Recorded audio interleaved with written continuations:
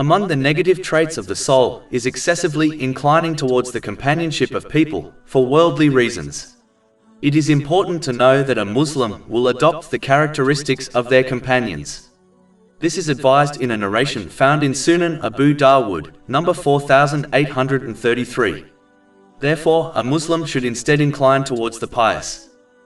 In addition, a Muslim should know that when they reach their grave, their wealth and companions will leave them, and only their deeds will stay with them. This is confirmed in a narration found in Jami' at-Tirmidhi, number 2379. Therefore, a Muslim should be more concerned with sincerely performing righteous deeds than keeping company with people for worldly reasons. Chapter 43 Az-Zukhruf, verse 67. Close friends that day will be enemies to each other, except for the righteous.